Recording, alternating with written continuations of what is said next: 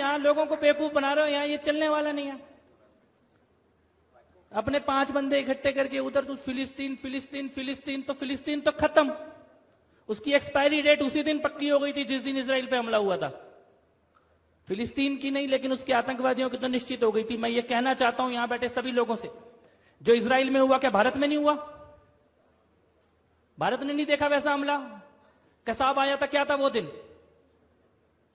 मुंबई में कोई होटल में बैठा है, कोई रेस्टोरेंट में बैठा है, कोई स्टेशन पे है, वो सबको मार रहे, आंख मूंद के मार रहे। एग्जैक्टली वही हमला था जो हमास ने इजराइल में किया, वही भारत में हुआ। और एक बार नहीं हुआ, ये दिल्ली के कनॉट प्लेस में हुआ, लाजपत नगर में हुआ, सरोजनी नगर में हुआ, घंटाघर में हुआ, मुंबई में हुआ, पुणे जर्मनी बेकरी में हुआ, हैदराबाद की गलियों में हुआ, बेंगलोर की गलियों में हुआ, संकट मोचन हनुमान मंदिर, सब जगह हुआ। और हमारे देश में तो क्या हो गया था, वो बस में लिखा होता था अपनी सीट के नीचे देखिए कोई भी लवारिस वस्तु बम हो सकती है। तो तेरे प्रधानमंत्री की सीट के नीचे क्यों नहीं हो सकती थी? हमारे बच्चों की सीट के नीचे ही होती थी बस लवारिस वस्तु बम। आज क्यों नहीं हो रहा? वही सेना, वही पुलिस, वही एजेंसी, वही रॉ, वही गुप्तचर, वही सारा सिस्टम है, खाली एक नेतृत्व बदल गया। आज करके दिखा दे कोई दिल्ली में, मुंबई में, पुणे में। ये राष्ट्रवाद है।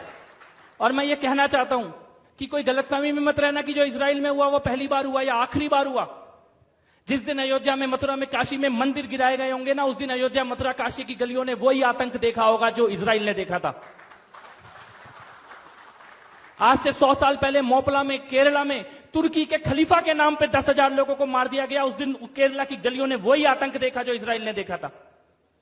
डायरेक्ट एक्शन डे के दिन कोलकाता की गलियों ने वही आतंक देखा जो इजराइल ने देखा था। और 89-90 में कश्मीरी पंडितों ने वही आतंक देखा जो इजराइल ने देखा है।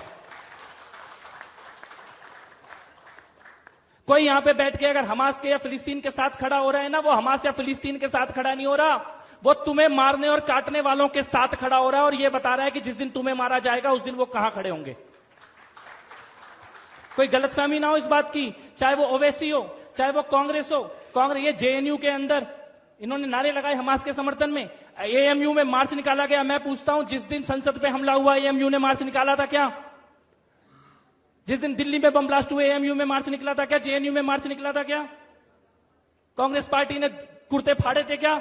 यानी देश के अंदर आतंकवादी हमले हुए तो इन्होंने कोई मार्च नहीं निकाला, किसी ने जेएनयू में, किसी ने एएमयू में, कोई वामपंथी, कोई कम्युनिस्ट नहीं निकला। लेकिन वो गजा में, वो फिलिस्तीन में आता, इजराइल बदला ले रहा है तो तुम्हारे कुर्ते फट रहे हैं। किसके सगे हो? किसके सगे हो? किसके साथ खड़े हो?